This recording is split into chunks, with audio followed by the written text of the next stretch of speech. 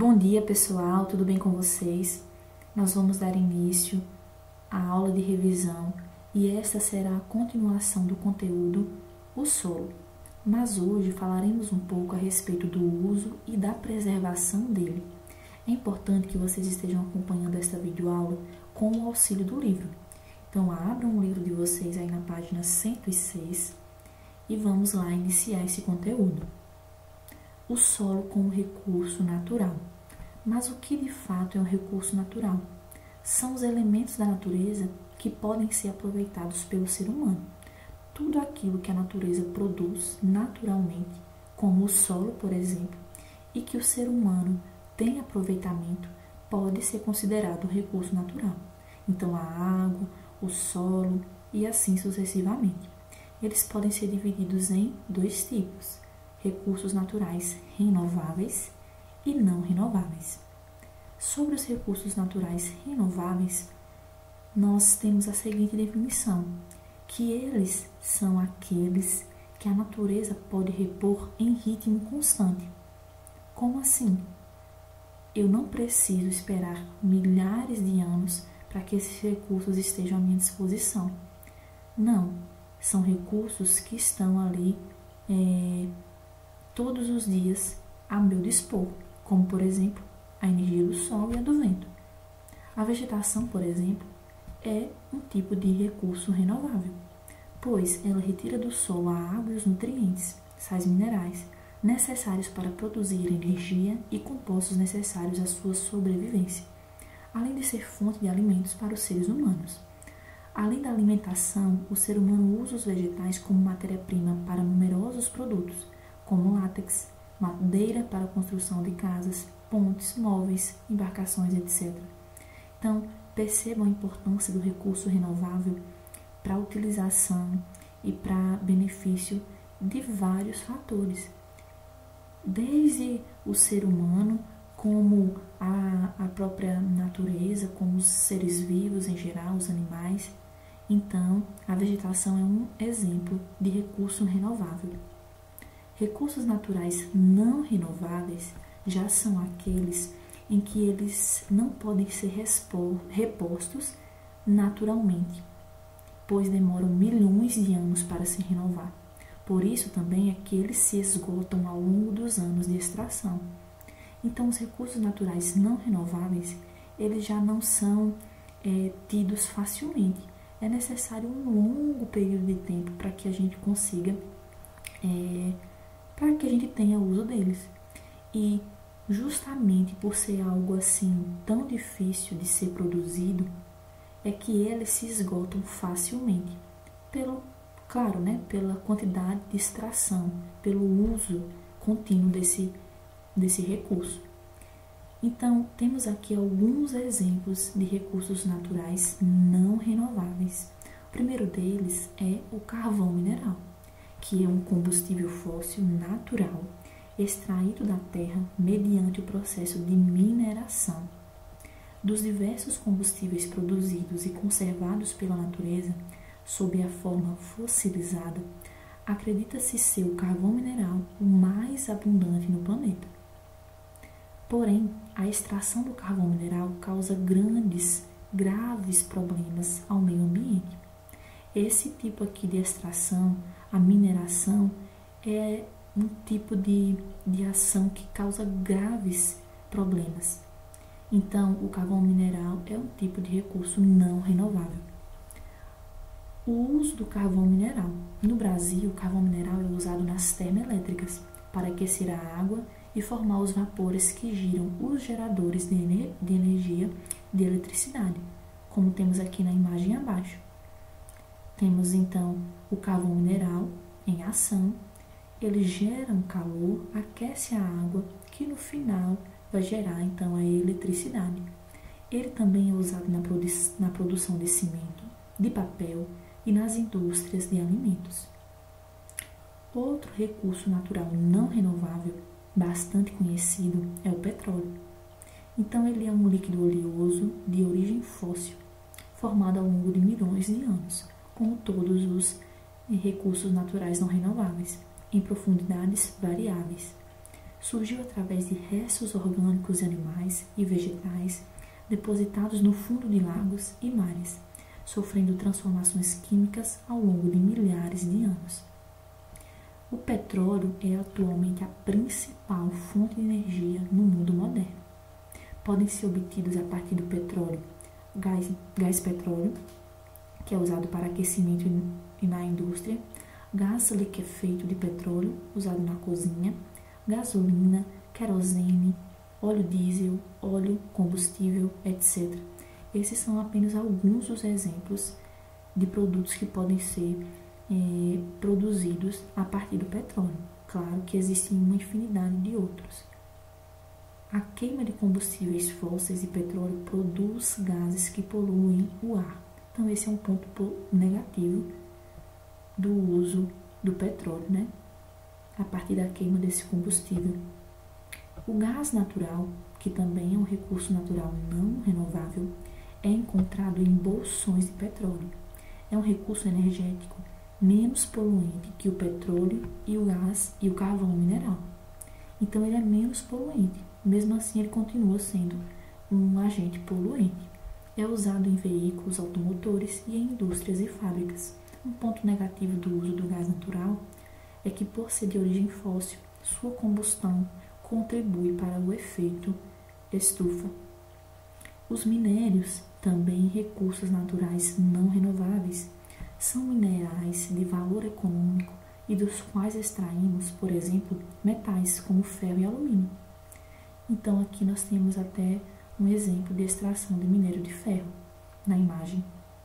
Eles podem ser repostos ao longo do ciclo da rocha, mas levam muito tempo para se formar. A hematita é um exemplo de minério do qual se extrai o metal ferro. Um ponto negativo a respeito desse tipo de extração é que a atividade mineradora e o garimpo promovem impactos diretos na natureza, levando à deterioração do ambiente. A ação mineradora, a extração através da mineração, gera impactos irreversíveis. Então, é um ponto muito negativo para a natureza. A erosão é um processo em que as partículas que compõem o solo são desagregadas e arrastadas pela água, pelo vento ou por ação das geleiras. Então, as práticas de desagregação do solo, a prática da retirada da vegetação, acaba causando esse efeito de erosão e é algo muito negativo ao meio ambiente. A principal causa dessa erosão é a remoção da vegetação, como eu acabei de dizer, que ocorre por atividades humanas, como queimadas e desmatamentos. Então, a partir dessa retirada da vegetação é que ocorre a erosão. Desmatamentos são praticados com frequência para que se estabeleçam áreas de cultivo e de pastagem, ou como consequência da extração de árvores para o uso da madeira na indústria de móveis, construção civil, etc. Então, os desmatamentos acontecem com muita frequência. E a retirada de matas e florestas deixa o solo exposto e vulnerável à ação dos ventos e das chuvas, o que facilita ainda mais a erosão. Então, esse é um tipo também de ação humana, de atividade humana, que acaba por facilitar o processo de erosão. As queimadas é um recurso por meio do qual é realizada a retirada da vegetação para a formação de pastos, áreas para o cultivo ou para facilitar a colheita de algumas culturas, como a cana-de-açúcar. O fogo traz enormes prejuízos ao solo e a todos os seres vivos que nele vivem, expondo o solo a processos erosivos. Então, percebo que em todos esses processos que nós estamos falando, queimada, desmatamentos, qual é a principal causa? A retirada da vegetação. Quando nós mexemos no meio ambiente, é que acontece então esse processo erosivo. Mas, falando agora a respeito da preservação do solo, nós vamos ver algumas das práticas agrícolas que podem ajudar a proteger o solo e diminuir os impactos e processos de erosão. Vamos conhecê-los? Temos aqui o primeiro exemplo, que é o plantio em encostas. Vocês podem ver esse exemplo de plantio em encostas no livro de vocês, lá na página 116. Vocês vão abrir o livro de vocês aí na página 116, onde terão aí algumas imagens a respeito do plantio em encostas. E o que acontece nesse tipo de plantio?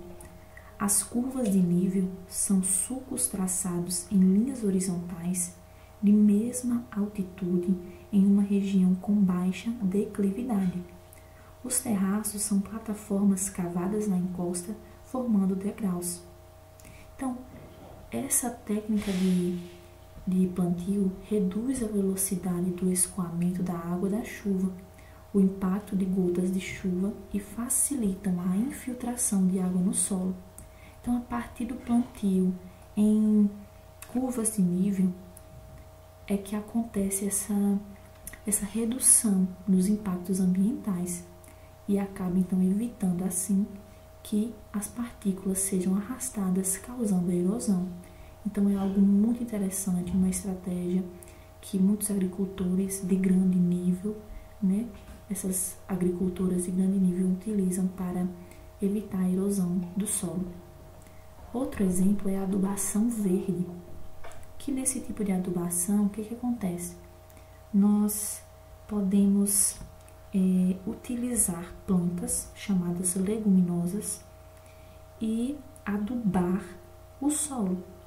Nas raízes vegetais vivem bactérias que absorvem o gás nitrogênio do ar e o transformam em sais minerais que fertilizam o solo. Então, é uma prática de se adicionar plantas leguminosas na superfície do solo com a intenção de enriquecê-lo nutricionalmente com o nitrogênio.